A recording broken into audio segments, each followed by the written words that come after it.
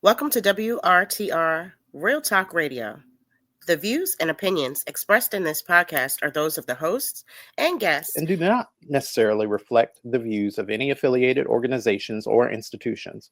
This podcast is intended for informational and entertainment purposes only and should not be considered legal, financial, or professional advice. While we strive to provide accurate and up-to-date information, we make no representations or warranties of any kind, express or implied, about the completeness, accuracy, reliability, or availability with respect to the podcast or the information, products, services, or related graphics contained in the podcast. Any reliance you place on such information is strictly at your own risk. In no event will we be liable for any loss or damage, including, without limitation, indirect or consequential loss or damage, or any loss or damage whatsoever arising from loss of data or profits arising out of or in connection with the use of this podcast. By listening to WRTR Real Talk Radio, you acknowledge that you understand this disclaimer and agree to its terms. Enjoy the show.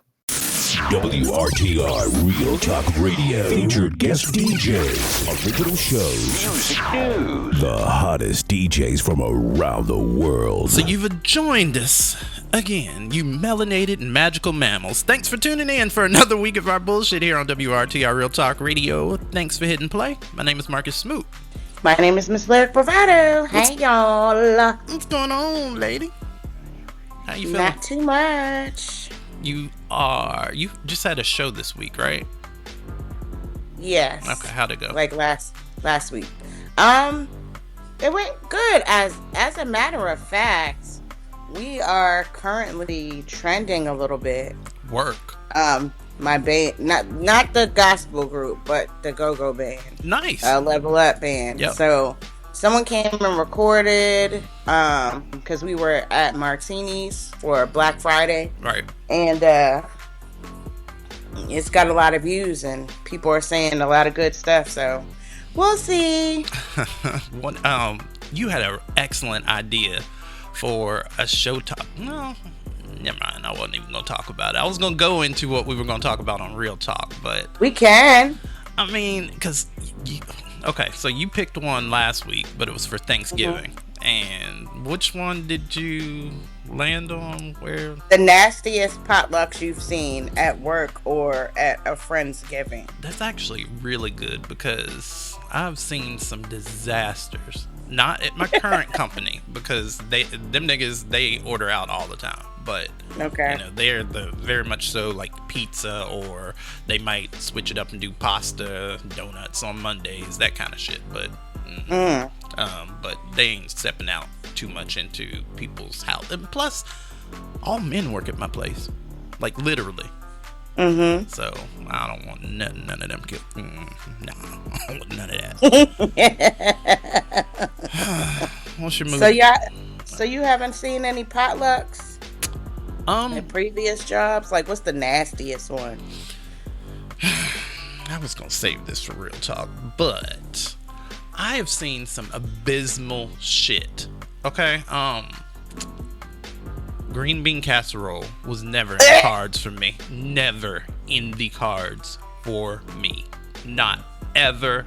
That shit is fucking disgusting. What is it? Like green beans and the fried onions on the top with cream. I think they're made with cream of mushroom soup or some shit like that. Is that what that is? Because I thought it was all mayonnaise. I assumed mayonnaise because of who brought it in. And that's on me and my personal bias, but yeah. After that, I was like, oh nah, I didn't touch it. The shit was bubbling. I've seen some nasty shit. I've seen like maybe it looked nasty to me, and plus it was kind of lazy too. I've seen like people use like those canned yams, and it'd be all soupy, and then they try to add their own ingredients and add some marshmallows on the top like that was gonna do something, and the marshmallows is burnt to a motherfucking crisp in soup. And canned soup yams. Thanksgiving is not the time to go out there and be creative. It's not. And I don't understand why year after year people do this. And these can't be recipes that you shared with other people because you don't have murder charges. So For me, Period. like my belief is that you are using us as the guinea pig for whatever fuck shit you about to create in the kitchen, and I'm not doing it. I'm not. I've never been for potlucks. Nope. We gonna talk about more of Yep. that in real talk, because Yep. I have Yep. some more. I done seen some nasty, disgusting shit. All right. But anyway, What's your mood given this week? my mood is giving relaxed for a change, because I had some stuff going on like last week in regards to the studio, and trying to get permits and all of that stuff. But I feel better now because we had an electrician come out and look at this property, and I'm cool because I know I ain't got to pay for not a damn thing. Really? Not a damn thing. Yeah, because the problem is existing throughout the entire building, actually. So structural. it ain't something that I got to worry about. It ain't something that the previous, well, I don't know, I can't say that. The previous tenant did a lot of fuck shit. But it ain't nothing that falls on my coin to fix. Well, I'm happy that you are you are taking this bull by the horns, and I'm loving it for you. I really am. Yes, I have to. Like, at the end of the day, who's going to pay my bills? Me. Exactly. I gotta do whatever by any means necessary. Exactly. My mood, I've been all over the place, but I guess I'm kind of getting into a routine lately of monitoring like how much of the news and how much of that shit I'm actually taking in at a time, because it will fuck with your mood. Like, I used to get up and be like, what kind of fuck shit am I about to like deal with? Because you just don't know. Like, and I'm just me. I'm taking care of myself. So if there's any pee in the water about my income or any shit like that, it's gonna hit me, and hard. Right. So I have like this responsibility to myself to stay informed and to try to stay ahead of the game, which is why I invest so much in news. However, there's even a limit for me. Like, there's just the stuff that I've read, the stuff that you see in videos. Like I said, of course, I want to stay well informed, but not at the expense of my blood pressure or mental health. Feel me? I totally get it. I've been saying that. I have to. You have to, for your peace of mind. Your peace of mind is everything nowadays. And if you ain't got that, you ain't really got much of anything. So I take that shit seriously, because it will consume you. Right. And then you'll start stressing, and then start becoming depressed about shit, and be anxious about everything. Like, no, exactly. I can't. Yep.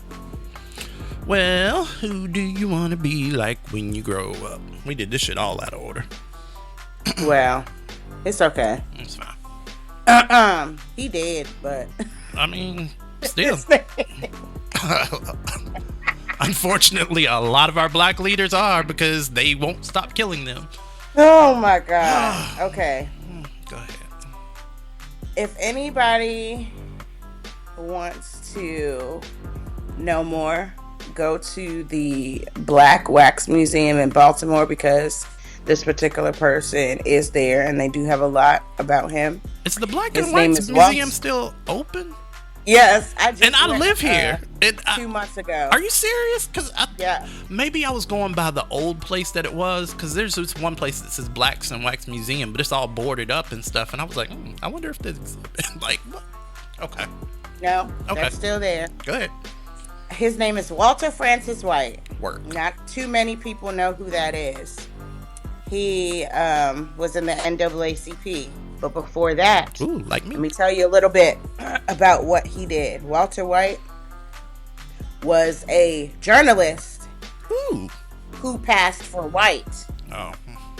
He was blue-eyed, blonde, but both of his parents were black. I did hear this story. Okay. So what he did was he would go into these sundown towns and put his investigator hat on and find out everybody's fucking seed in the business. And then go report back. Yep, tell the niggas. And get these people in trouble and hold them responsible. Yep, got you. He used his look as his power, as a shield, and as his sword to get justice for many black people who were lynched in these towns. And he got a lot of information because police were involved. The townspeople would cover it up, but when he would come along and ask these questions, people was, bragging about what they had done. Right. And he would take notes and take that information back, and then full-blown investigations would happen for the people who were murdered by these towns people. That is like the best code switch ever. That is the best code switch ever. You thought you had a friend. You thought it. Bitch. You thought. But guess what? The niggas know. Okay, clock it. I'm just saying, and for those of you listening to this thinking, well, I'm not black. Some of you are, with the culture, with us, backing us, that can get into some of those rooms and have some of these conversations and maybe, let the people know. All right. Well, I did the History Today search. And, since it's December 6th, I want to talk about Lee Patrick Brown. He was elected as the first African American mayor of Houston, Texas on December 6th, 1997. 1997, first black mayor. That's in our lifetime. Yeah. Brown was born on October 4th, 1937. I was born on the 5th. In Oklahoma to sharecroppers. He served the maximum 3 terms in office after elections in 1999 and 2001. Period. Serving as a mayor was not his first major administrative responsibility. Brown in 1972 began work as an associate director of the Institute for Urban Affairs and Research and a professor at public administration at Howard University in 1975. Word. So this brother, he has an extensive resume, and it kind of got me into that mindset of, all this kind of forced superiority, people just placed in positions when you have very qualified people that go up the ranks and gradually learn more so that they can hold these political positions, so that they can make legislation that makes life better for us all and not just forced for a certain amount of people, maybe like that 1% that we keep talking about. Right. So yeah, that brother I want it to be like today. Now before we get into your letters, before we get into that, there is something that I did want to say though. Oh. What? This is on their website. Chick-fil-A waffle sandwich. Have you heard about it? No. Okay. So this is currently on Chick-fil-A.com. When and where are the new chicken and waffle sandwiches available? The chicken and waffle sandwich, the breakfast sandwich, will be available in Baltimore, Maryland, and San Antonio, Texas. The chicken and waffle sandwich will only be available in Baltimore, Maryland. Both sandwiches are only available from December 1st, 2025 to January 24th, 2026, while supplies last. What are the chicken and waffle sandwiches? The chicken and waffles breakfast sandwich is a warm breakfast sandwich made with maple flavored waffles. A breakfast-sized portion of our original chicken fillet, smoked applewood bacon, honey butter spread, and a side of syrup. That is what the sandwich is. So in the time that they've rolled back all of these food safety protocols and oversight, Cluck's Filet rolls out a new sandwich predominantly in Baltimore, aka Wakanda, again, chicken sandwich, fried chicken sandwich. This is diabolical and racist at the same time. And y'all fools will still be giving them money. And Chick-fil-A got all kind of conservative ass and racist leaders rubbing all kind of elbows with the folks, making it harder for us to simply be born non-white, male, and or heterosexual. So, just putting that out there, because if y'all trust it, go for it, my Baltimoreans. Go for it, y'all down there in Texas. But me, they talking about 3D printed meat and shit. Oh no. No. No. I'm not doing it. But just, and keeping up, how to report problems with food, y'all, go. There's a hotline, USDA Meat and Poultry Hotline, 888-674-6854 if you see some fuck shit. Just letting y'all know. If it were lyric. Up next. Bruh. You ever notice how people call Don't Ask, Don't Tell a step forward? Like forced silence was some big gift? It wasn't. It was state-enforced closet life in uniform. And the worst part is still prevalent in 2025. So let's rewind. Before Don't Ask, Don't Tell, the U.S. military had one rule. If you're gay, you're out. Period. You were labeled morally unfit. Commanders would run literal witch hunts, raiding letters, barracks gossip, partners' names. It was policy to root people out and throw them away. Then came the early 90s. Public opinion was shifting. Queer activists and veterans were pushing to end that ban. And Bill Clinton ran in 1992 promising to do it.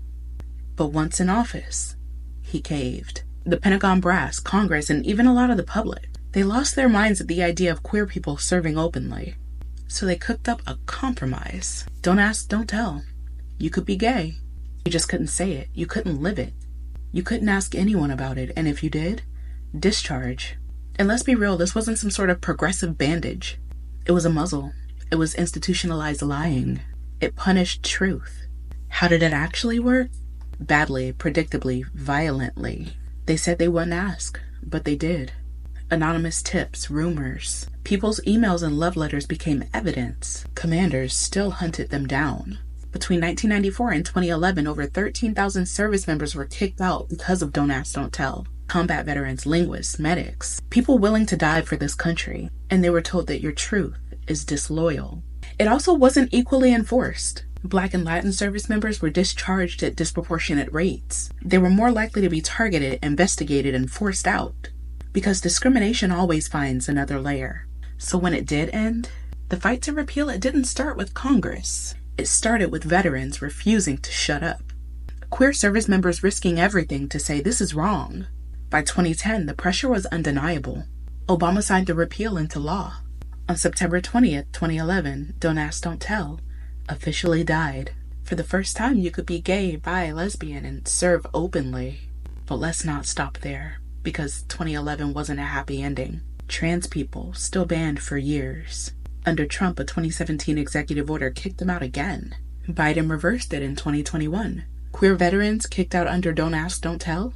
They lost pensions, lost health care, and had dishonorable marks on their records. And it's not just history, because in 2024 and 2025, there are politicians calling for the reinstatement of Don't Ask, Don't Tell, framing queer service members as a distraction. Let's be real, every time you hear morale, unit cohesion, or discipline used as a reason to exclude, it's the same old lie. It's just Don't Ask, Don't Tell in new clothes. Don't Ask, Don't Tell wasn't a compromise. It was a punishment. It was forced silence as policy. And even though it ended in 2011, the damage didn't. Because 2025 isn't just about the past. It's about deciding if we're going to allow them to drag them back into the closet. So when you hear people romanticize the good old days of Don't Ask, Don't Tell, tell them that there was nothing good about it. And there never will be. Maybe not what you should do, but definitely she would. If it were lyric. Before you start, just, did you hear about this shit about this Campbell Soup CEO or, the higher up talking about the 3D printed meat and how he would never eat it? Yep. Yeah, so, never in the cards for me. Sorry, go ahead.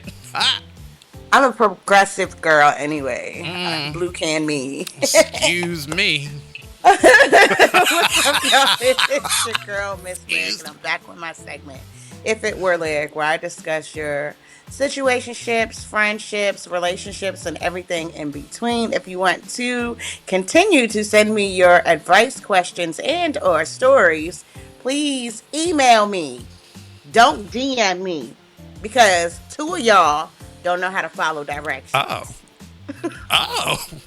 Email me at lyricbravado@gmail.com, please, because I'm not going to be responding to any DMs. Work. I hate it. I said what I said. Yo, I'm kind of pissed off. I'm really pissed off about this Campbell's soup. Because listen. The struggle has always been real in these streets for me. And I done had hella Campbell's soup. Hella that shit. Class action to come. Sorry, go ahead. All right. Let's see. This one comes from Krista. And it reads, Dear Lyric, love the show. And the last episode was insane. I'm into fantasy novels, but not to the point where I would want any of that stuff y'all were talking about. She talking about them toys? That's actually why I'm writing to you, by the way. Oh, God. My boyfriend is suddenly demanding that I stop consuming fictional media at all. This is honestly one of the weirder relationship issues I've ever found myself in, and I feel like I'm losing my grip on what's normal. My boyfriend and I originally bonded over our shared love of nonfiction. We both went through this big Tudorian history phase when we first met, like deep diving into documentaries. However, what happened last week is what encouraged me to make this post. I was curling up after work with a blanket and my favorite book, and he told me that he can't respect the fact that I waste hours on make-believe when there's real knowledge out there. He said fiction is rotting my brain. Wow. And that he doesn't want to date someone who lives in stories instead of the real world. I asked him how. When I have a stable job, friends, take care of my responsibilities. I'm not ignoring reality. I just like my stories. It's relaxing and it's fun. And it's not hurting him or anyone else. He doubled down and said, if I cared about intellectual growth, I'd stop reading and watching fictional media altogether and stick to nonfiction. I don't know if this is a burnout, depression, some weird identity crisis, or something he read online. Whatever the case is, it's making me uncomfortable, and honestly, I feel disrespected and a bit angry. I don't know how to talk to him anymore without him acting like I'm intentionally lowering my IQ by reading fantasy. What should I do, Miss Lyric? Krista from Delaware. Wow. My gosh. That's a lot to unpack. Well, here's what I think you should do, Krista. Krista, run! Run like Forrest Gump. This is the sign of the start of controlling behavior. Telling you that you are basically making yourself dumb by doing something you like is manipulation, and he's gaslighting you to do so. Couples do not have to have all of their interests mirrored for a relationship to work. They don't. And it sounds like you started off strong bonding over historical things, and now he feels that's where things should stay. But he does not get to dictate your interests at all. If your partner is making you uncomfortable, then you should reevaluate being in this relationship, because your partner should be your safe space. If it were me, baby, if it were me, I'd be in the library getting noticed by someone new who would appreciate my presence in all of its glory. Girl, dump his illiterate ass and send him a book called The Manipulative Man by Dorothy McCoy, since he has an issue with reading. Better yet, tell him it's also available on Audible. Nice. Krista, you deserve better. You do. Start believing it and move forward accordingly. And that is my advice to you, Miss Krista. Aww. That was actually sound advice. Period. I like that. Because there's no reason that anybody should be telling you what your interests are. Like, I get if, there's couples that like different shit all the time. You're supposed to be able to be an individual in your relationship with someone else. That's the part y'all forget. Y'all become like this weird creature fused together in an accident when y'all get in these couples. Still, maintain your individuality, maintain your relationships. Hell, I've been victim to and perpetuator of. You have to live and learn. Good luck. All right, this one says, this is cutesy. Dear Lyric, I, 26 male, and my girlfriend, 27 female, broke up after 9 years around the end of October. She said she feared losing her independence. There were a lot of other reasons, but this was the overarching theme. And I think she's an avoidant person based on her patterns and upbringing. I met up with her again after we decided to, quote, try again, but when we spoke about it, her definition of trying again was a situationship. I feel the implication is that she wants me to be there in case she wants to commit again, but is keeping her options open. She speaks of wanting to make new friends and that she gets along with guys better. She agreed to monogamy, quote, under the premise that she would tell me that she would break it off if she found someone else, and to see until next summer, but I don't think I can deal with this uncertainty. I'm torn between ripping the band-aid off and telling her that I want commitment and I will leave until she wants me back, or to gently step away by allowing her to initiate contact herself first for once. Further context is she ghosts me in between meetups, never initiates plans, and we are currently long distance until I'm back in the same city. Until, again, next summer. What should I do?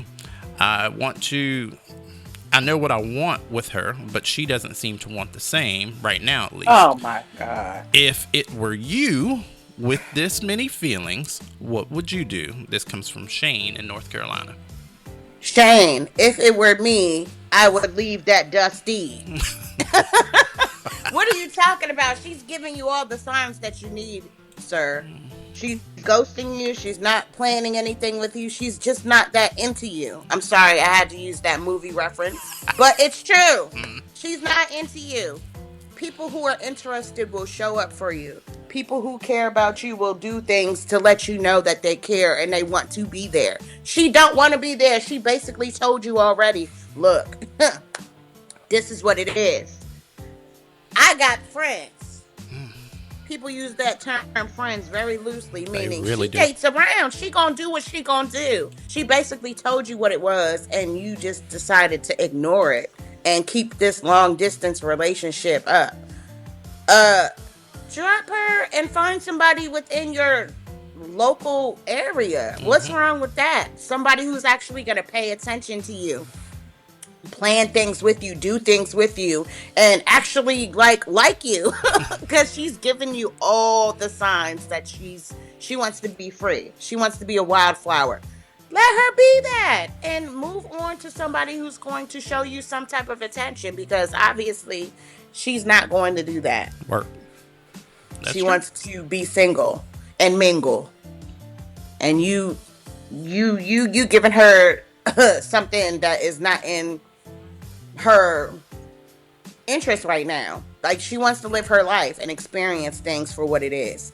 I would advise you to call her up, have a conversation, and at least tell her how you feel and tell her that this isn't working out. But I love her. Don't be that douche and be like, and start, seeing somebody in your area before you tell her. Even if she might be doing that to you, still, don't be that douchebag of a guy to not at least have the conversation with her and tell her how you feel and explain to her why you think it's best if y'all see other people, and then move on with your life. Y'all too quick to just meet somebody and then want to be tied down. Like, no, people come and go. Y'all got to realize this. It's not the end of the world. You meet certain people and sometimes they're supposed to be there for a season, for just a short season. That doesn't necessarily mean that you're going to end up with this person forever. People be sometimes lonely. People be lonely. I said people be real lonely. And I mean, especially nowadays, people are lonely. And they do get into these situationships like this and become Klingons because of the loneliness. But I mean, look, it's bad out here. But that's why I encourage people to date multiple people. Don't tie yourself down to one person. Date and see what's out there. I know the dating pool got boo-boo and peace in it. I know that. In that bitch. All up in that bitch. But you know what? Parasites. People have to realize that you're going to find the perfect person who will complement you. They're not going to be a perfect person, though. Nope. No, so there are no once perfect people. Everybody gets that in their mind frame that, I have flaws. This person who's going to be in this relationship with me is going to have flaws. Do I want to deal with their flaws? Are or your flaws not. compatible? Are they? Are you gonna mesh well? That's what it's about. And be friends first, too. This What dude, was his name again? Shane. What was his name? Shane again? from North Carolina. Yeah. Go out, have fun. Don't necessarily go to bars and stuff because alcohol, I'm sorry, the alcohol and meeting people that's not it. Not anymore. People will be We talking don't do shit that no about more. coffee dates and all of that stuff, and I don't see a problem with it. I love coffee dates. What's wrong with a coffee date? I had one. It was good. I know. I know. It was Period. good. I love me a coffee date when I was dating. There's nothing wrong with it. Let's normalize not having to spend $500-$600 for getting to know somebody. Yeah, that is ridiculous. Go to a park. Go, get some hot chocolate. It's cold now, but go get some hot chocolate. Meet up with somebody. You know what I'm saying? And just get to know them. Have the longer talking phase, and then you won't run into these problems like that because you would already have figured out. I don't like the way that she thinks about certain things, or our values don't match, or whatever the case may be. You'll already have that because you took the time to get to know the person first. You really did. And So. I mean, you have to be honest with yourself on these things. You know what? That wandering eye, am I really going to be able to tolerate that? Like, be honest. Some stuff is superficial as fuck. But other stuff you have, like when you are choosing a partner, when you are out here dating, you have to be open to like the reality of the situation. So I get it. Solid advice. I love it. Thank you so very much for you guys sending me your advice, questions, and stories. To her email and and allowing not her me DMs. to give my 2 cents about it. I very much so appreciate it. If you want to continue doing so, please send them to my Gmail at lyricbravado@gmail.com. Thank you so much, and I will see you next time. Because if you DM her, there will be hell to pay. Absolutely. She made that clear. Trolling the timeline up next. We'll be right back.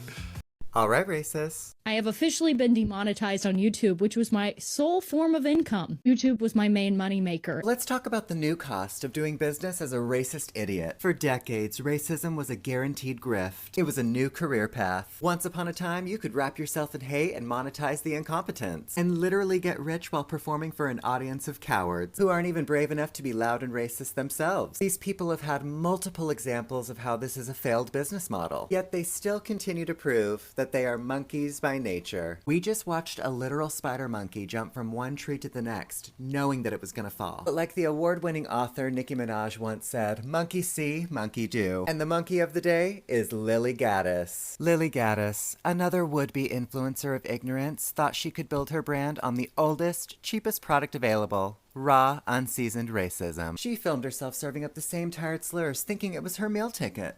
And what happened? Her main source of income vanished into thin air with the click of a terminate button. Just like that. This is the equation they're too stupid to comprehend. Racism equals loss. It's no longer a hidden subsidy. It's a bill that's due immediately. Platforms will demonetize you. Employers will fire you. Brands will drop you, which in turn makes you lose your family. And you should have had enough examples by now to know that you will not get away with racist grifting. The receipts are public. The consequences are documented. Yet you still do it. You are willing to burn down your entire lives for one more hit. And now that we can all see the price of blatant racism, we must continue to ignore these clowns. Let them enjoy the silence. It's all they can afford. Time to troll. Alrighty, it's time to troll that timeline and see what kind of bullshit has been going on. So, I got 3 of them. What you got? Okay, so Oh, hell. did y'all hear about the fucking raccoon that broke into the ABC store? I said the shit is real out here. The struggle is real. The wildlife is hitting the bottle. We just talked about that. The That wildlife. nigga was fucked up. He was trying to cope. First of all, how did he know? This is how I know animals is close to black people. Because how did you know to go to the fucking... How do you know to go to the fucking bathroom and be next to the fucking fucking toilet. Listen, he went Passed out like he shit. literally like went and you saw his little paws push that door open, and he went into the bathroom and passed out next to the toilet, like true nigga style. I love it. Nigga style. Some straight nigga shit. I said, you know what? Fuck yeah, raccoon. Fuck yeah. I said the wildlife is hitting the bottle out here. This is wild. This is crazy. It was Hennessy too. You grabbing the good shit too, my nigga? Yeah. But shit. the that video motherfucker had mixers and shit, and all types of stuff spilled on the ground, and he was fucking up. Right, but have you seen some of the AI generated videos? I hate AI first off, but I was screaming. You can't help but to. That is. Anyways, speaking of substance abuse, Ray J. slams Jay-Z and Beyonce for not taking photos with Brandy while attending her tour. He says, quote, "I don't like it." Have you seen this article?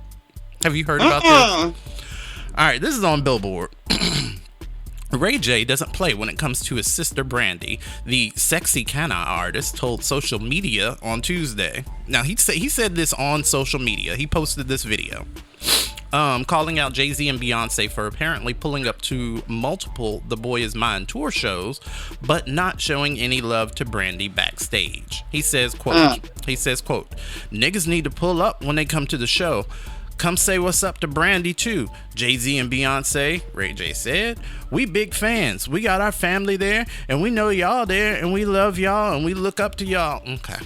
So this made, of course, this made news basically because of who it is, but also, what?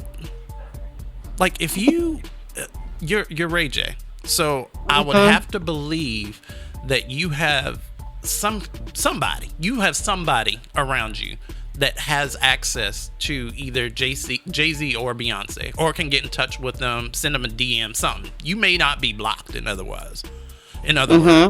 But here's the thing. You chose to take the social media to make a video making it messy, like, oh, well, Beyonce and Jay-Z showed up and they ain't even show Brandy love. You tried to make drama when there was none. Meanwhile, imagine being Brandy right now. This tour has got to be, I swear, in documentaries in the future, that woman is going to say The Boy Is Mine tour was probably one of the worst tours I've had experiences in. You remember she was dehydrated on stage, and now you got her brother out there slamming Jay-Z and Beyonce, and of course the B stands are in on it. It's bad. Ray J, I don't know what's going on, brother. You crashing out. In my opinion, of course. Thoughts? Speaking of Ray J. Oh hell! Why? I love me some Monica. I get why they call her Gunica. She don't be putting up with nobody's shit. So at one of their most recent concerts, she took his fucking phone. She took Ray J's phone? She took Ray J's phone. Good. As she should have. She said she was talking to the audience, and then she saw him, and she was like, Ray J, give me your phone. Come on and give me your phone. I know that's right. I need that phone. Give me your phone. I know that's right. He reached up and gave it to her. Yeah. And some of y'all need that. He did what we all were thinking. Some of y'all need that. Out loud. Some of y'all need that. He needs his phone taken. He does. And the look on Brandy's face. Priceless. Chef's kiss. She looked like she been wanting to take that nigga's phone. Deer and because he been getting on her motherfucking nerves for years. Years. I don't understand why he doing all this crashing out bullshit, but he too old for that bullshit he be on. Yep. You have children now. You should have been setting an example. But now you really need to be setting an example because you have children who are looking at all of this stuff, and they're going to be old enough to see all the bullshit that you've been on eventually. Yeah. It's going to be right there on the internet. Whatever the rendition of the internet looks like in the future. It's going to be right there. I just don't understand. He's too big in age to be doing the stuff that he's doing. And I ain't even gonna talk about what he did on Thanksgiving. Wait, what? Oh, with the gun? Yeah, I saw that too. Like, you are really crashing out, brother. Yeah. And here's the He thing. need help. Like, I'm gonna be honest, I had the biggest Ray J crush back in the day. Like, I did. But, nah, you like that high school crush that's a crackhead now or something. Like, not saying you a crackhead. I don't know what your vice of choice is, but I think it's, in my opinion, becoming evidently clear that there's something there. I hope you unpack that, brother. I really do. How do I want to do this? Speaking of shit that gets on my nerves. Okay. Okay. Now I want y'all to hear this article. I want y'all to hear how it's written, because this is the kind of bullshit versus reality I personally see coming out that fake ass means of mind control they call Fox News. Headline: Melania Trump gives uplifting message about Santa to young kids at the hospital. This is what Fox News writes. They say, First Lady Melania Trump met with young kids at Children's National Hospital Friday, wishing them a lot of presents from Santa. She says, quote, I'm sure Santa will visit all of you this Christmas and bring you a lot of toys, the First Lady told the nearly dozen patients between 4 and 11 years old gathered at the Washington, D.C. area hospital. Wow. Trump also spoke with each child in attendance after reading the book, quote, How Does Santa Go Down the Chimney? And visited other children in the hospital's hematology and oncology wings. So, that's how Fox News wrote that. Now, her reading to the kids, have you heard that? Well, here you go. Can Santa see in the dark? Does he wear night vision goggles that make everything green? I bet he'd like that, because Santa likes green. Or heat vision goggles, because he might like red better. And this is what I talk about, because as y'all just heard, that was all but endearing. That was all but warm. It was kind of strange. It was giving third grade reading level, but also nowhere in her talking to the children did she then explain why her husband is taking away their health care. She didn't explain how he's trying to make sure that the hospitals, like the ones that they're in, are gonna get shut down. Like, yeah, I'm just saying. And then one little girl ran up to her and gave her a hug, and it was like these all little hallmark moments, that weird ass conservative shit that they like to do, where they parade around underprivileged or sick children and make it, I don't know, it's just so weird, because they try to, like, it's important to them to make the rest of the world feel like they, I guess, give a shit when we know that they don't. Yeah. It's just, it was just, I didn't like it. So, anyways, what you got? Anything else? I got one. What you got? I actually do. So, shout out to this black man who created an email list where people join to receive a daily email of one person struggling in the black community daily. Wow. 7,800 people have joined so far. And when they get an email, they each give $1 directly to the person they see struggling with past due bills, evictions, groceries. And it's kind of like the modern version of the Black Panthers mutual aid program. The more who join, the more powerful it becomes. I kind of like that idea, because you never, like, it kind of goes with what I've been seeing in social media, where, somebody will announce that their restaurant is shutting down, and then an influencer will get a whole bunch of people together, and then they will go and save that restaurant. Everybody will go buy from it, shit like that. So this is, I guess, wow, that's a step in the right direction, rather. Yeah. Well, I love it. I do too. But this I don't. Last thing I'm gonna talk about. In Essence, exclusive, Iyanla Van Zant returns to OWN with Iyanla, the Inside Fix. revisiting 12 unforgettable episodes from Fix My Life, Iyanla reveals new lessons, expanded understanding, and the practices we need now more than ever. I'm not in danger of watching this. And here's the thing. This is kind of where my disdain for reality TV comes in. Okay. And I think it roots back to even when I was a kid. One of the things that people would always talk about is what was on Oprah and who was talking, to who, and Ricky Lake and like we all watched that shit. Jerry Springer, all this. Mm-hmm. It was like the real exploitative shit that then evolved into what we know to be reality TV today. These love shows, they started with Flavor of Love. It's just reality TV has never hit for me. So when you talk about Iyanla and that ridiculous ass show that they tried to frame as, hard, I guess, grandmother like lessons on people, that harmful shit where she would have like niggas holding dolls like 800 goddamn baby alives and shit. Like, it was very exploitative. And you get down to the TLC stories where you got the fat people on there. They're fat. They're struggling. They're going through problems. Hoarders. You got them people out there tearing their houses apart. Them people, like, literally having tantrums. All for your entertainment. I ain't gonna lie. I do like 600-pound life. But that's what I'm saying. But we all have a guilty pleasure. I mean, listen, the most recent, I've divested so much from reality TV. I couldn't do the Housewives. I couldn't do none of that shit. I was never tapped in.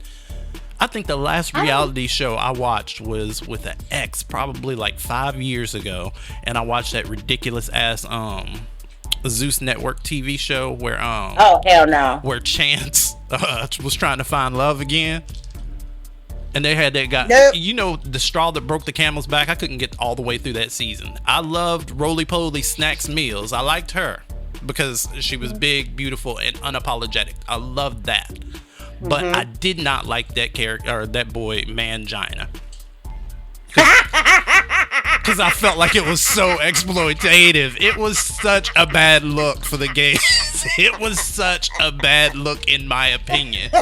I get the representation of it, I do, but Lyric, that was such a bad choice. Because first off, why was he even cast? Chance does not present to us that he's bisexual, so why was that person cast? It was deliberately done for views. Exactly, for views. So but my thing is, I mean, he signed up for the show. He did. I get it. Signed up for the show. I get it. But it's exploitative as fuck. And he was literally there. Of course it is. He was literally there as to be laughed at. That is why y'all cast him, to be laughed at. Because it wasn't like Chance was even entertained by the idea of maybe this was going to be a thing. And he was eliminating other people before he eliminated Mangina, and what was clearly done to exploit that kid. Yeah, but at the same time, a lot of people you have to be fair. People are exploiting themselves. They knowing what they signed up for. I get that. Fame and clout is a fucking drug that people are overdosing with in this generation. And people will sign up to do the dumbest shit and to bring shame upon themselves just to get a bag, or just to have a bit of notoriety, or just to have like their little 5 minutes of fame. They do it to themselves purposely now. I get that, but why do we keep putting it on? But we keep elevating it. We keep allowing them to do it because we keep we keep putting money and our attention and our influence into these people, and they do nothing but harm us. I blame Love and Hip Hop. Oh my God. Because if it wasn't for Love and Hip Hop and Housewives, all that bullshit, dating shows, like you say, I Love New York, Flavor of Love. Right, we wouldn't be here experiencing fucking baddies. What the hell? I'm so fucking mad about that shit because and I be beefing with him about this shit too. Who? My kid's father. Oh. Okay, over he bad? be allowing he and my daughter be watching that shit. What? And I'm just like, why are you having her watch all these ghetto ass hoes on TV, half naked, drinking, smoking, doing God knows what? That's not a representation of the black woman that I want her to look up to. Got you. Yep. I don't do that type of shit. So why is she watching this shit? And I feel a way about it. I get it. I don't give a fuck. Feel how you want to feel. If whoever listens to this shit, I said what the fuck I said. Because, yeah, I have a problem with you all misrepresenting black women in this way. We all do not fight. We all do not just act like whores. We all do not drink and be like reckless. Yeah. Reckless. That's the word. And then y'all try to mix in little good deeds and stuff on the show to make it appear like y'all are like giving a about shit. Something. Nope, you're not. Like how y'all went to Africa and to that children's shelter thingy and helped them with that. Yep. Okay. How come you can't put your focus in shit like that more than the fighting, more than the drinking, more than the twerking on camera 24/7? Because it's like, not let's reverse that shit. Because it's seemingly not entertaining. But y'all would rather watch Iyanla revisit some already hurtful shit that she put out there into the universe.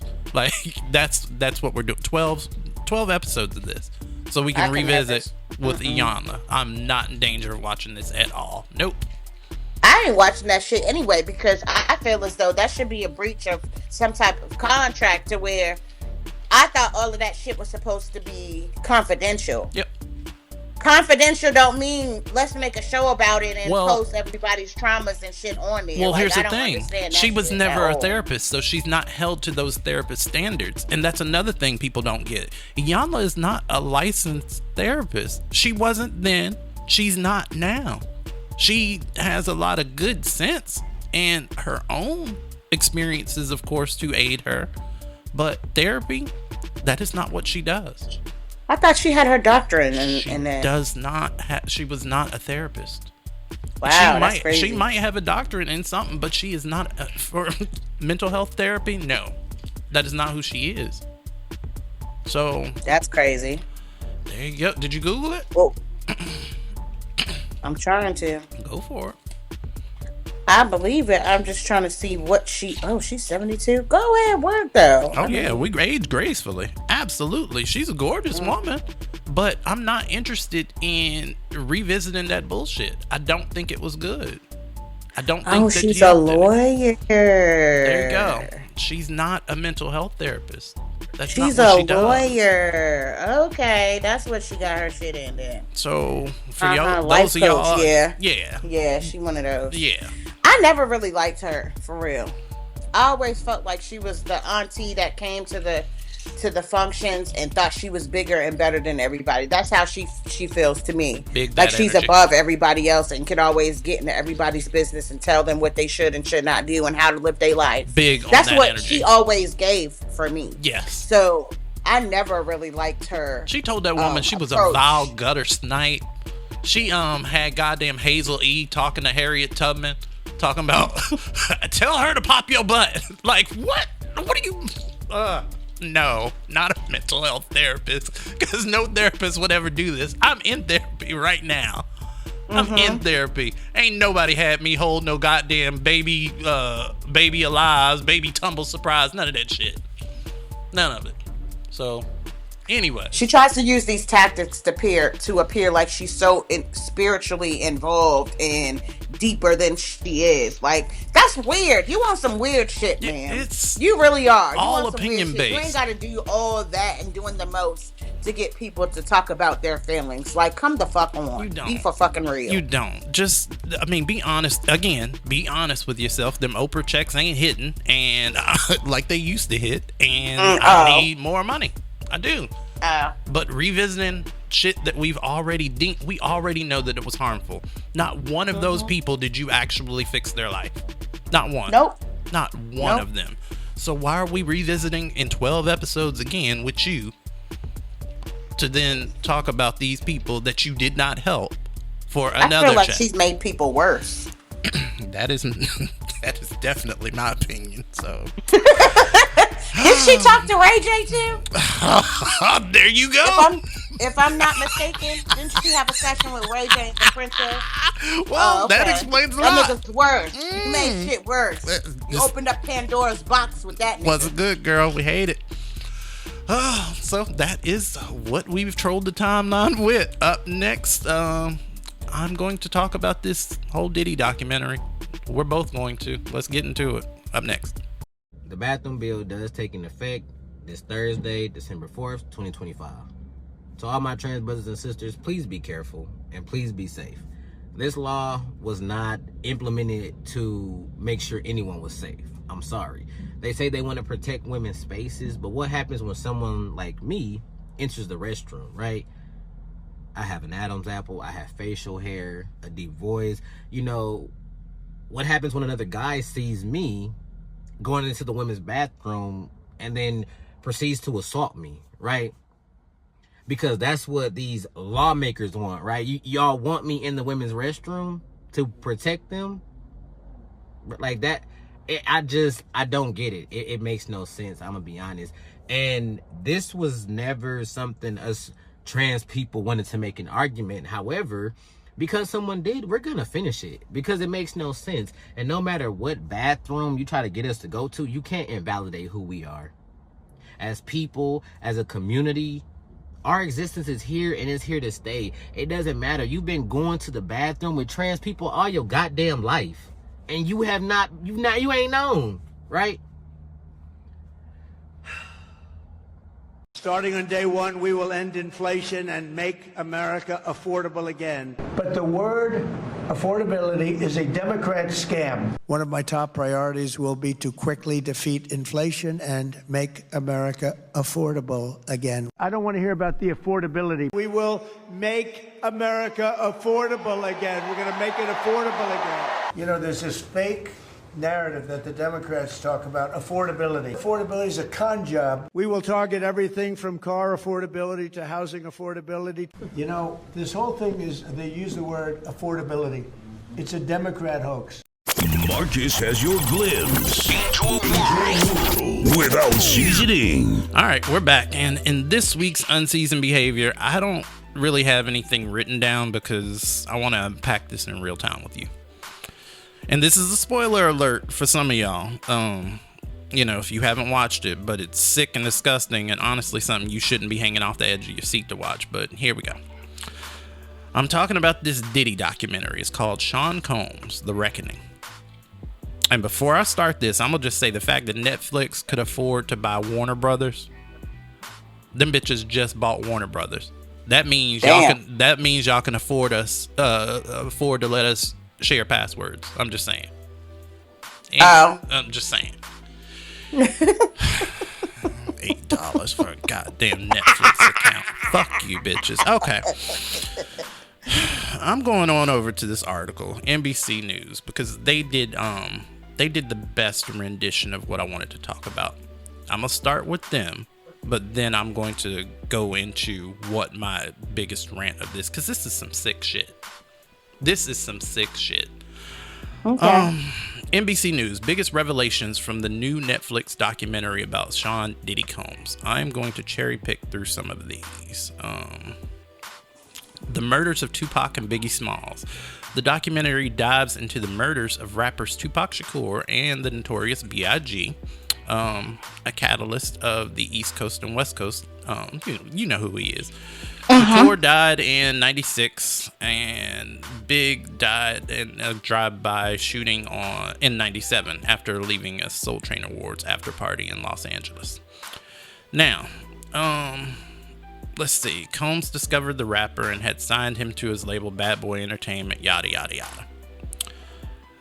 Stapleton told NBC News that the documentary includes a lot of new information about the murders and that, quote, no one had ever really put it together like that before. So how far... I did. How far... What the fuck is this? Listen. Go ahead. Y'all gotta stop that bullshit. Cause we all have been saying for years that nigga did it. We've all said that shit. I'm not even from New York. And I put that shit to fucking together. You been had niggas from the block. Right where the shit popped off at, saying that nigga is grimy, that nigga has something to do with that shit, that nigga was jealous of Big and all types of shit. Stop fucking playing on our top. Exactly. That's the only thing I didn't like about that documentary. Shut the fuck up. We've been saying that. Y'all didn't want to hear it though. Next revelation. Singer Aubrey O'Day reveals Combs may have assaulted her. Did we know that? Who? Audra O'Day. I'm sorry, Aubrey O'Day. She been saying shit too. Danity Kane? Yep. So, I mean... Not sexually, though. I heard he put hands on her. Well... Listen, another one. Secret video shows Combs days before the arrest. The fact that he had a Lyric. He had a whole film team watching the SWAT team on the rooftop, like out some movie shit. They are sitting there filming you. Yeah. Okay. This is the What thing. You thought? This is the thing. This is my... Which further proves my point. This nigga thought he was like the mafia king for real. Because why is you doing all that? But let's unpack how he got there. Because I think there's all of these people that are sitting there around him that have all these stories now. Thank you for your stories now. I wonder what the medal will say. Because see, when the shit was going down, you had nothing to say. Where were these? Some people spoke. I get it. But a lot of that shit was enabling. Y'all enabled this man. People were scared of that nigga. I get it. Let's be clear. That motherfucker got... Listen, if you got so much power to where you could shoot somebody in the fucking club and get your brand new artist to take the fucking bid, even though the victim said, no, that's not who shot me. I saw who shot me. Right. That nigga shot me. Right. People were terrified of that man. I get that. I do. And I'm not saying that... See, this is why I wanted to unpack it, because there's so much anger and vitriol, and a lot of it is because of the people around him. I look at him in the same lens that I look at people like Trump. Trump stands by himself. I'm sorry. Trump makes such of a, he makes such of an aura about himself that it makes other people uncomfortable to step outside and speak up. But when they do, things happen. You can't just do nothing because you're afraid, because you're still around it. Yeah. I get it.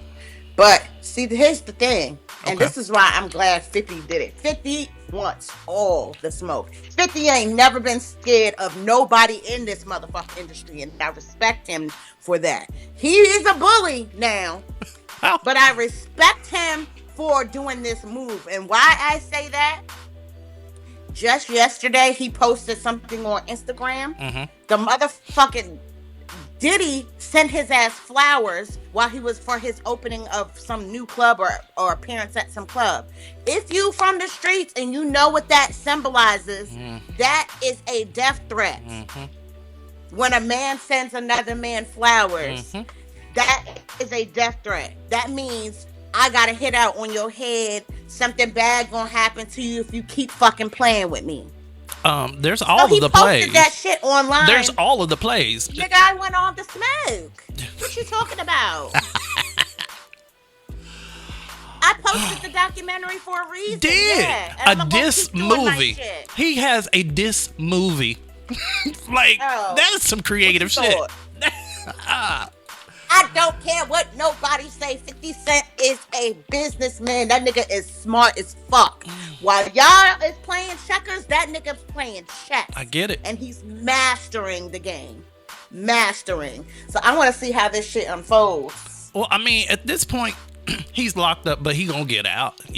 I don't think that he got enough time. Personally, I don't. No, he did not get enough Exactly. time. That motherfucker should be forever. Listen. Not coming back. This is just you can't play with us no more. Nope. This is just a pinch of the things that people are coming out with. He has been in the game since the early 90s. It is 2025 now. That is a long ass span of getting away with bullshit. Who fucking knows what type of shit that motherfucker really has done until it comes out?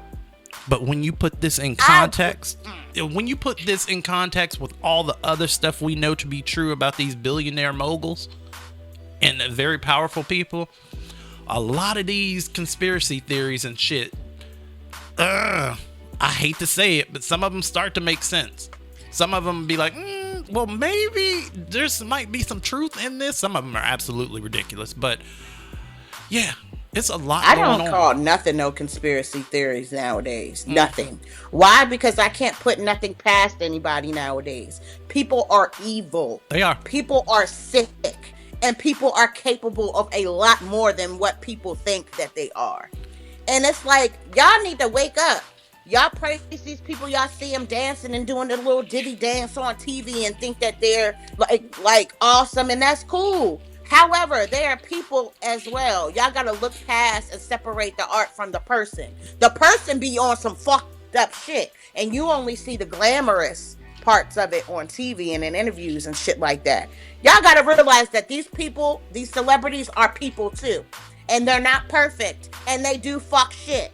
Yes, but that's the problem. It is. And with him, okay, so you said you're through the second episode? Mm-hmm. You said? Okay. I haven't watched the third one yet. Neither have I. Now, because I'm disgusted. So am I. Just the overall, just audacity and caucasity of it all. You believe that because you have money, that you can do these things. There was never a question about just hearing him talk to his lawyer. You're navigating around how to get away with it versus just not doing it. We're losing. That's what I'm like. I can't. You did these things mad. And you used your power. You used your influence. Like, do you remember I can't tell you how many Ciroc nights I got damn passed out on. You know what I'm saying? And I ain't talking about no Diddy party. Yeah. Okay. Remember them little joints, the little shorties? Yes. How many goddamn banners did I take behind, pictures with to promote and do like, I hate this kind of stuff. And I didn't work for the nigga personally, but the fact that any of my money promoting his went brand into this type of fuck shit. Like, you are like, I feel like Trump and them niggas are. It's not about, I did these things I need to pay, which none of you will ever say. But it's more so about, yeah, I did these things, but let me find out the best way I can get away with it. Let me use my money and influence to just this, that, and the third. Like, gross. You are disgusting. It was hurtful. When I watched that lady cry about how he raped her, and not only raped her, you filmed it. You not only raped her and filmed it, you decided to take that tape to the club that you were promoting your parties at and put that shit on motherfucking display in front of everybody, making it seem like this young lady was some type of whore, or she got around and she was loose, and that was hurtful. She's not lying. Right. She's not lying. She's still carrying that trauma with her. 20, 30 years later? She's not lying about any of that shit. I saw how she looked in her face. I saw her heart for what it was, and she's not lying. That nigga did that shit. He really did. And a large part of the narrative is that there are so many out here that think that they can too. And that's why this shit continues. And I am fucking disgusted. Between these Epstein files and these Diddy documentaries, you niggas are fucking sick. Mm-hmm. Yep. Everybody freaked out. Everybody is freaked out. So, I don't understand why y'all have this huge influence. idea that sex and getting off and doing all this freaky shit, that's the forefront of your day. Yeah, but That's see, all you think about. You run off of that type of shit. And it's weird. It's it weird to is. me. It is. And see, speaking of that, and a lot more of that. What you got to say? What happened? we'll talk about what's going on in Oxon Hill and Forest Heights and Temple Hills after we get done dragging Diddy. Oh my God! Because I got some shit to say about that shit. Okay. Well, I mean, the only thing I was gonna say is that people, I don't know what you got. This is just so disgusting. I don't know where I want to start or begin. I don't even know if I can continue going through with it, like watching the whole thing, because it's angering, it's triggering. I have to finish it because I have to listen to these people's stories. Right. They didn't get up here and agree to be filmed and show their feelings and emotions for nothing. Right. We have to watch this. We have to see, what he has done to people. And I think that's one of the reasons why I fuck with 50 is because he did this so also to me, so people can't shy away from certain things like that. Because to me, I feel like a lot of people have become numb. What's the word I'm looking for? Numb to the shit. Yeah.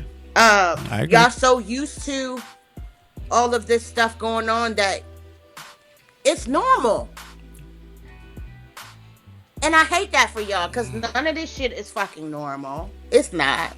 It's not. Nobody should be raping people and trafficking motherfuckers and doing all of this nasty shit and be able to get away with it. And you did it. And you got off on it over and over and over again. Just... Wow. No, so I will be finishing the documentary. I'll definitely finish for now him, that you but put for it. The victims. Yeah, now that you put it like that, I will. All right, let's turn it up. Y-Files up next. What I'm never going to do ever again in my life is allow somebody who has caused harm to me in any capacity to be in my close proximity. I don't care what nobody say. Nobody, not one person, can change my mind. When you betray, intentionally character assassinate, plot, scheme, plan, all in the name of whatever the heck, you no longer have access to me in any regard. And I mean that. Because number one, I'll never see you the same again. But that's a waste of your time and mine.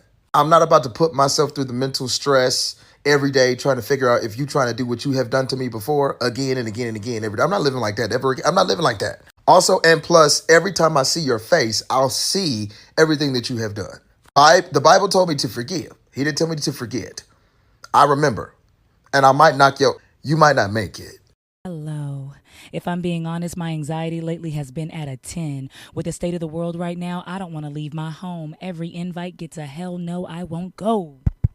Stoop Kid has been afraid to leave the stoop, if you catch my drift. I haven't even wanted to celebrate my birthday, and that's crazy because I'm a Libra. Why wouldn't I celebrate my birthday during the most important season? I could see if I was a Pisces or a Cancer, but I'm a Libra. I'm not going to let anything stop me from celebrating me. I'm about to get fine as hell, and baby, I'm stepping outside. Dallas, Texas, October 19th. Come meet me at Miami Vibes. We're shooting my very first dinner party podcast. You don't know who you're going to see and who's going to pull up. Come for the food and drinks and stay for the conversation. I can't wait to see you there. Unless you're a Pisces. Why do you have roaches? The File.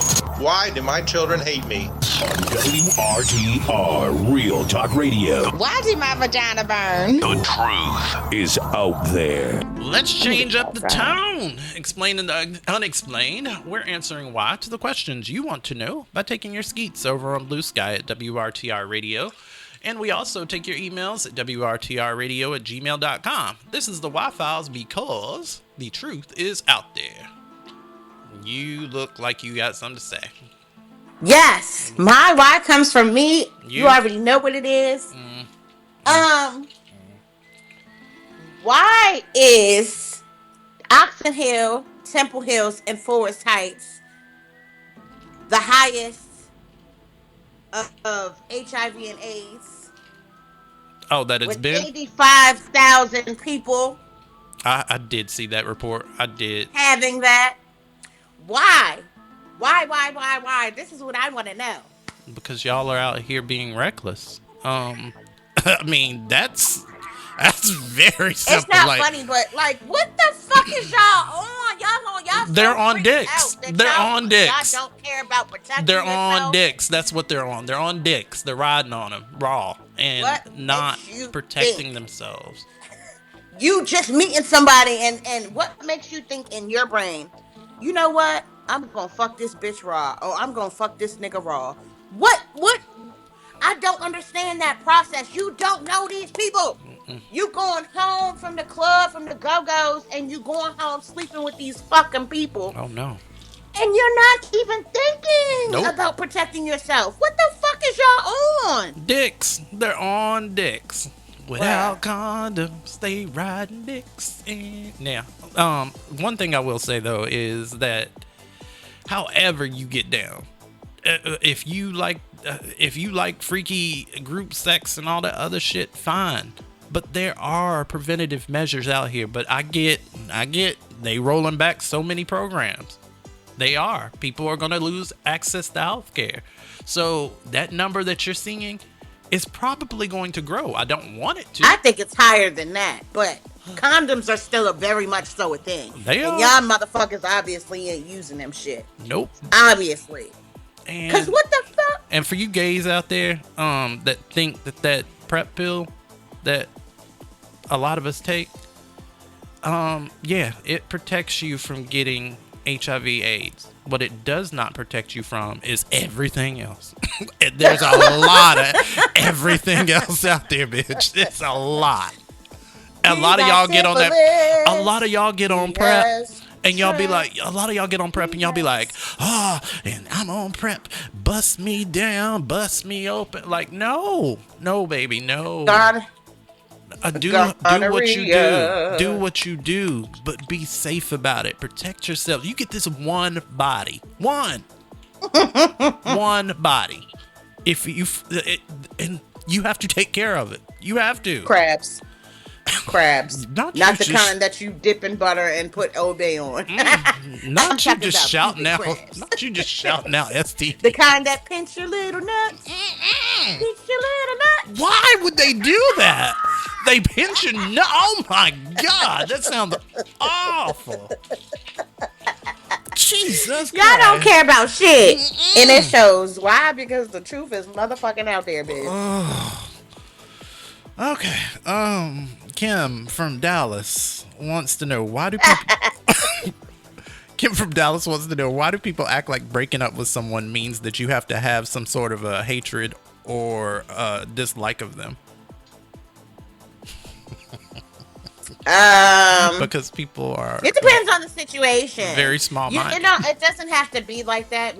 People can mutually decide not to be together, and that be okay. Right. However, that wandering eye finally did it for me. Gotta go. Sometimes it depends on the nature of the breakup and how far somebody did whatever they did. I say it depends. Right. And because I forgive you. It's like you got to think about it. If you say this, and this is horrible, and I'm just using this as an example. Say this. you're with a man and y'all been together, and you find out that he's been touching on your children or beating on your children or some shit like that. Death. Of course you're gonna hate that motherfucker. Death. Hate that motherfucker. Whoop that nigga's ass. Get him locked up or worse. Who gives a fuck? But I personally think some situations cause for hate. Yes, and that's okay. But there's nothing wrong with that. Yeah, no, I mean you can weaponize your hate. That is a thing, but you gotta learn how to let that shit go too. But either way, yeah, I can know that you're harmful. I can know that you're not good for me, and still choose not to be around you. And I still don't have to hate you from afar to just not want to be around you. Why? Because the truth is always out there. Why are you wraps up this week's Y-Files. You know the socials. Up next, news to make you nauseous. Back in a sec. Signs you intimidate people without even realizing it. Because real power doesn't need to be loud. True strength is silent. Here are the subtle signs your presence carries quiet authority. 1. People get defensive around you. Your calm exposes their chaos, and they react without even knowing why.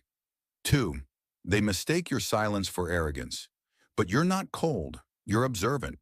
You think before you speak, and that unsettles people who speak before they think. 3. You don't chase approval, you're comfortable with who you are. And confidence without needing validation confuses the insecure. 4. You hold your boundaries effortlessly, you know your worth. And people who can't control you often feel threatened by that. 5. You speak with precision. You don't waste words. When you talk, you choose your tone and timing carefully, so everything you say lands with weight. Psychologically, calm confidence disrupts fragile egos. You remind people of the control they lack, the discipline they avoid, and the strength they wish they had. News to make you nauseous on WRTR Real Talk Radio. Let's go. These are some of the stories you might not read about in the New York Times, the Washington Post, or the Wall Street Journal. It's news to make you nauseous. I'm gonna go first. Say what? Baltimore, Maryland. Say what? A Baltimore County fire employee is being investigated for inappropriate behavior at work after he is alleged to have masturbated all up and through that hoe. What? Yeah, a source told WMAR2 News. This is where this comes from. After the employee allegedly made videos of masturbating in public areas at multiple firehouses in the county. In a letter obtained by WMAR2 News, Baltimore County Chief Joseph Dixon says the county's health officer and experts told him even if the allegations are substantiated, the risk to employees is minimal to none. But even so, fire department employees are encouraged to get tested at the employee health center. They've initiated hazmat cleanings, lyric, of all career stations and fire department offices in the public safety building. That includes high-touch surface like doors, handles, push plates, light switches, etc. This nigga was nutting all over shit. Bathrooms and all fixtures, water fountains, kitchens, surfaces, sinks, appliances in and out, bunk rooms, beds, furniture, lockers inside and out. You were jerking off in and out of the lockers, floors, deep cleaning and sanitizing using germicidal products. And several vehicles, including QRT and MIH 1 and 2, which will also undergo professional cleaning and sanitation. They're also working to replace all station ice machines in response to the allegations. Ice machines. 3 stations' ice machines have already been replaced at the time of this publication. Ice machines. Nigga, you are jerking, like he is jerking off on the walls. He's jerking off on the floors. He's on the ceiling. They said light fixtures. Light fixtures? Nigga, are you defying gravity to bust a nut? What the fuck is happening? Just what is this? In Baltimore? Really?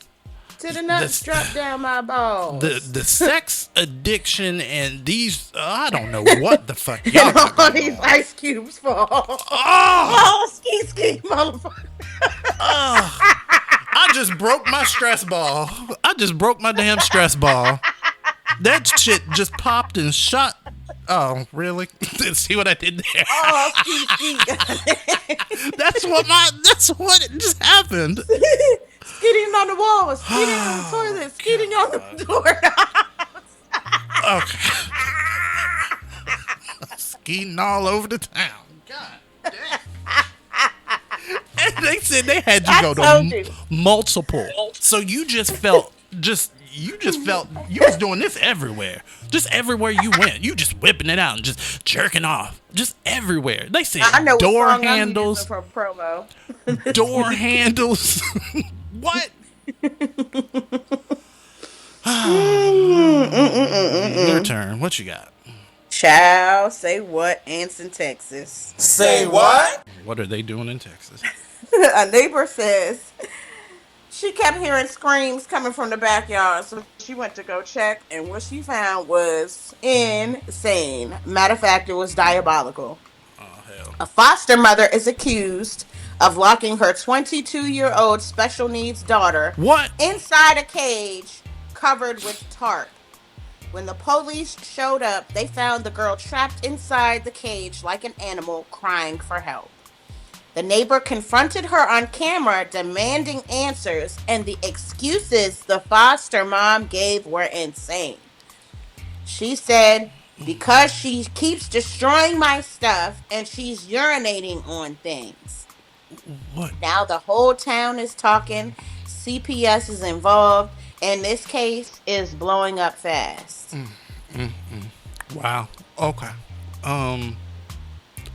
Underneath the jail. Like, I don't have the capacity for more of this bullshit. This is that same mentality. We've been talking about this whole episode. Okay, so when the police pull up, officers see the setup for themselves. And that's when everything changes. The foster mom gets confronted again, and this time the cops are not buying excuses. Neighbors are yelling, the girl is crying, and the whole backyard turns into a scene that you'd only expect from a movie. So, yes, she got arrested, as she should. Her mugshot looks like she would do it again. Okay. Fuck that bitch, because nobody should have to deal with that shit. White, black, purple, green, whatever your nationality is, your culture is, background, whatever, fuck ever. Yep. Why are y'all so comfortable with doing these type of shits and thinking that it's okay? It's beyond me. Because If look I at was the that influence. bitch's neighbor, I would have dragged her ass in the middle of the street and beat her ass. People that are until doing this, but see, people that are doing this are being celebrated. We're putting money in their pockets. That's what we're doing. So that they can continue to do this. And then that energy radiates. Ugh. And you're not giving the foster parents who really are about loving and taking care of this children. kid And for real, already. you're giving them to these monsters. These kids already don't have families of their own. They don't have somebody to take care of them. They're coming to you. You made the choice to become this child's parent and protector. And you made the choice to do this. Ugh. I'm calling this episode World on Fire because we are fucked. Do you hear me? If you want these and more nauseating news stories, make sure you follow us over on the socials. Well, I'm only over on Blue Sky at WRTR Radio, and I'm also at MARCUSSMOOT, also on Blue Sky and TikTok. And I'm on Instagram, TikTok, and Facebook at Lyric Bravado. Nothing more, nothing less. All right, so for real talk, you want to talk more about this Diddy shit, or did you want to get into other shit? Never mind. Just leave the word pun alone. Just no. We'll be right back. No. Man, oh man, oh man. That Netflix documentary that 50 did on Diddy, exposing everything, footage that was never ever seen before, people that we've never seen before, exposing the truth about everything. Puffy, Diddy, whatever he calling himself now, is pissed because he tried his best to have that documentary stopped, completed, and now is trying to have that documentary taken down. But 50 Cent, being as smart as he is, man, him and his team make sure that they secured it where the documentary will stay on Netflix and will not come down. I'm going to say this right now. 50 ain't to be played with, bro. He ain't to be played with. I don't think 50 a billionaire like like Diddy a billionaire or was a billionaire. I don't know how much all them attorney fees cost. But 50's not to be joked around with, man. He put the facts out there. I did not know that Diddy had another man fly in every year on Biggie Smalls' anniversary date that Biggie passed to have this guy smash his girl, man, for hours and for days. I didn't know that. The dude told the whole thing, man. And I was asking myself, man, where the heck did 50 get this footage at? And you know what I realized? When you're successful, you create enemies. The more money that you get, the more cockier that you become. Diddy was getting real cocky, talking to his staff crazy, security guards, ex-employees. So you know what? They had the footage on their phones from years and years and years. 50 pulled up with a bankroll and said, I'll take that. I'll take that. Here you go. And he sat on it for a long time. And he dropped it at the right moment, man. During the wintertime, man, when most people are in the house, man, watching television, trying to stay warm. I'm going to say this, man. Diddy can't do anything about this Netflix series. I'm telling you, man, it's bad. When I watched it, man, I ain't gonna lie. I watched all 4 episodes twice. It's crazy. If y'all ain't seen that Netflix documentary that 50 put out there, man, y'all need to rush.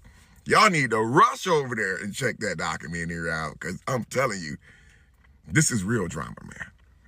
This is real drama. Diddy a dirty ass dude, man. Grimy.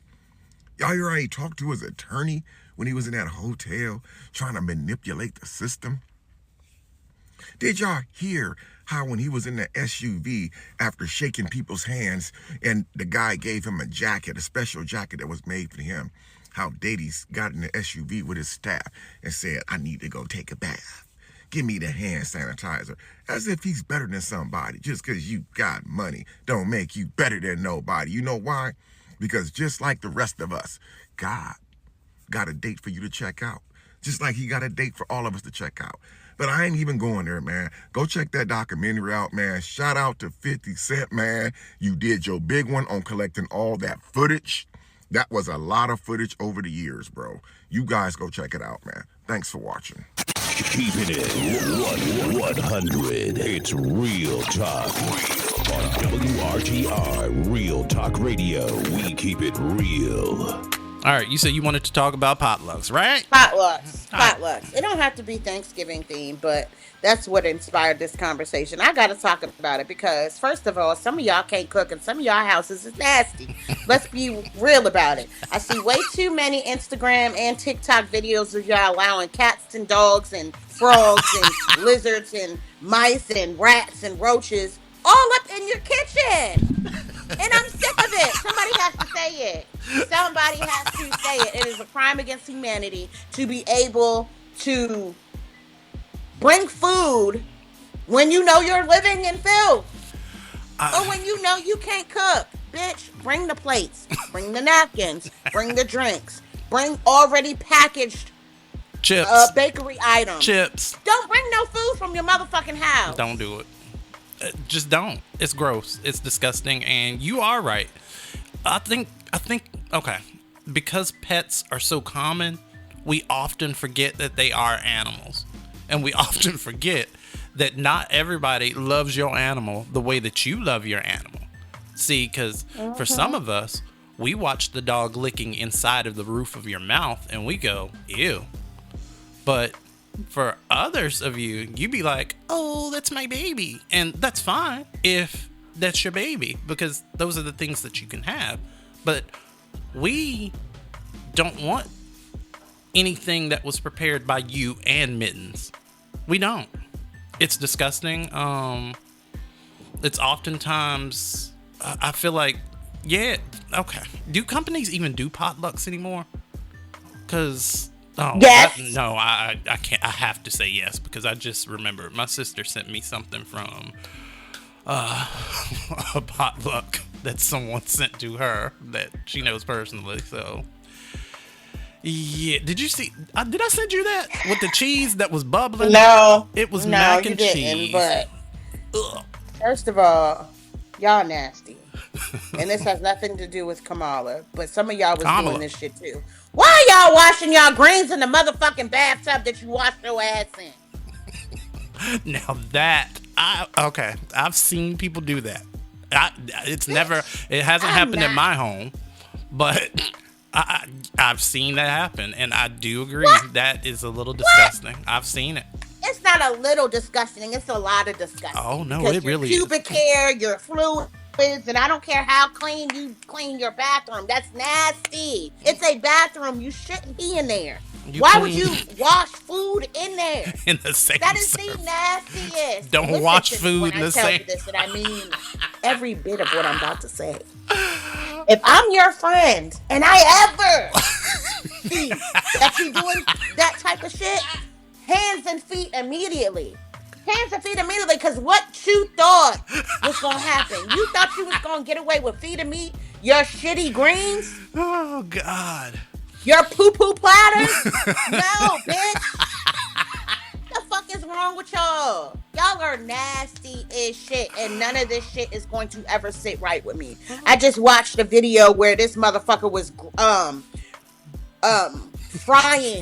frying shit. Guess what he was deep frying it in? I have no clue. White people are very creative. Was it white? An old washing machine. Okay. An old What the fuck is wrong with y'all? Like, y'all can't be serious. We got enough problems as it is. I don't want to become anxious over my fucking food. I have to nourish myself on the daily. We have motherfuckers trying to kill us outside.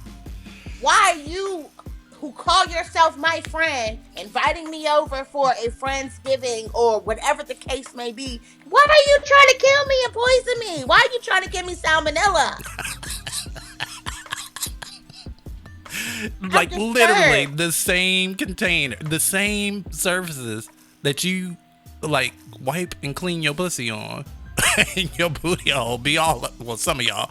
Anyways, that you go and then put the food that you are going to eat and then give to some. Oh no, what the hell is that? You see Why the is dog sitting licking there eating the fucking cheese while she trying to show everybody how to make this dip, and the dog is hovering over the platter eating the cheese as she pours it in. Get the fuck out of my face.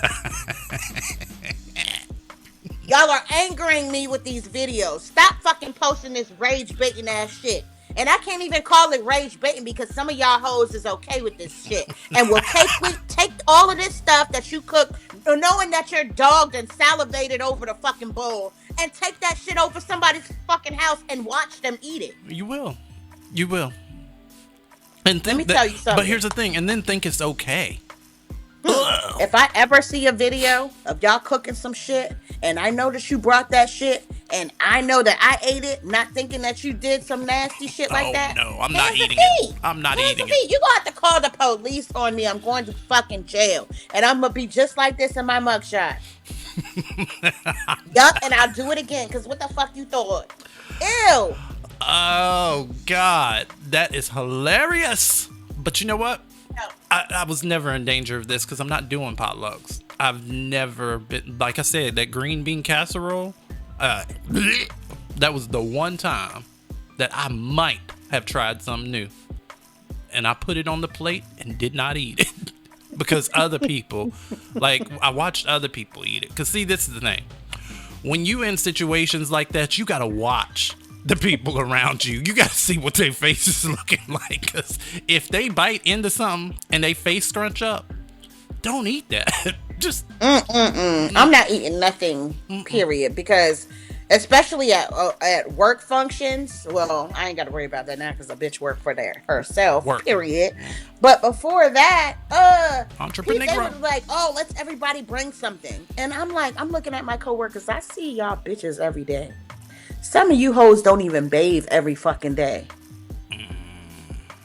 Some of y'all hoes come in here smelling real tart, and you think that I'm going to allow myself to indulge in anything that came from your house, I'm not doing it. You got another thing coming, because absolutely the fuck not. Nope. Not doing it. Fuck around and end up with pink eye, strep throat, and all the nasty shit because you don't wash your hands here. So I know you don't wash your hands at home. Girl, get the fuck out of my face with that bullshit. Y'all coming in here making gelatin spaghetti and meatballs and shit, and calling it your family, your prize family meal, because you done put fucking gelatin in some fucking canned spaghettios and brought that shit with chopped up hot dogs and shit in it, and it's shaking on the table, and you thinking I'm finna eat that shit? Get the fuck out of my face. Yes, I've seen that before. Y'all are different. Y'all are different. You can quickly fuck off with that foolishness. Y'all are different. Quickly. So different. Everybody's so creative. But are you though? You're not. Are you? You're not. Or are we just saying that to be nice? Because really, you're trifling. And as we grow closer, as we get closer to Christmas, I feel like we're gonna start seeing more of those holiday cookies baked, especially from grandmas, and people are gonna be handing you cookies and stuff like that. Gotta be careful eating them. Because you might get some nut cookies. Remember that one time? That one year some guy did that shit? I didn't get nut cookies. What do you mean? No, some guy did that shit. We read it on news to make you nauseous. He brought in semen cookies. I thought you meant somebody gave us nut cookies. And brought them to either his school he was teaching at. I think it was school. He brought semen cookies. Oh my God. He was a teacher. I'm not taking shit from y'all. None of it. Matter of fact, don't even ask me to participate in Secret fucking Santa, because some of y'all motherfucking hoes don't understand the assignment with that shit either. Secret Santa? No. No. Get somebody else to do it. Definitely not. I'm gonna talk about that next week. About the Secret Santa stories that I got. Okay. Some of y'all hoes is real trifling. Yeah, I've had somebody bring stuff from their house. What do you mean, like a fixture? What do you mean? No, half-eaten stuff from their house. What is you talking about? For Secret Santa gift? For Secret Santa, because they forgot, and I ended up getting it, and I'm like, what the fuck is this bullshit? Oh, and then Kathy chuckles and goes, "Oh my God, I totally forgot." No. Oh. You never know who it is. I'm like, I threw it away in front of everybody. Wow. Because you got me fucked up. Wow. And here I actually went to the store. I feel like you were ungrateful. And actually paid attention to your list of things that you like. I feel like you were ungrateful. And got some stuff. Maybe you should not be looking a gift horse in the mouth. There are starving children in America. No, fuck that. Fuck that. You don't do that. I don't want no shit from your house because, like I said, I don't know what you do with stuff at your house. If you can't buy me something from the store, I don't want it no more. Yeah. I don't want nobody. Listen, the Fire County person, that did it for me. No, because you just nutting all over, just everywhere. Just So imagine somebody gifting you a mug from out of their house that God knows what they might have peed in it the night before or something because they were too lazy to get. I think of fucked up shit like that, and I encourage everybody else too, because you don't know what people do in the comfort of their own home. Okay. So that just. That wraps up this week's WRTR Real Talk Radio. Remember to follow us on the socials once again. I'm at MarcusSmoot. My name is Marcus Smoot.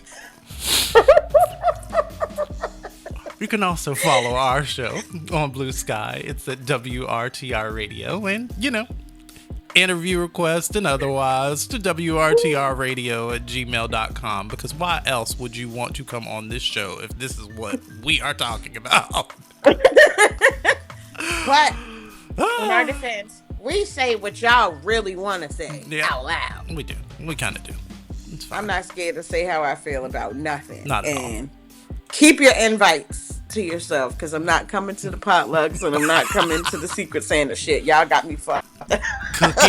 Baking with mittens. All right, y'all. We out of here. I guess we'll talk to y'all next time here on WRTR Real Talk Radio. Bye. Absolutely. Bye. WRTR Real Talk Radio. This week's show featured work from TikTok creators Ashley the Baroness, however, comma, the T-Rex, Sin Schumer, Music City Walls, Keita Rose _ Mind.over.matter98, and the Real Crier family, using our platform to amplify your voices.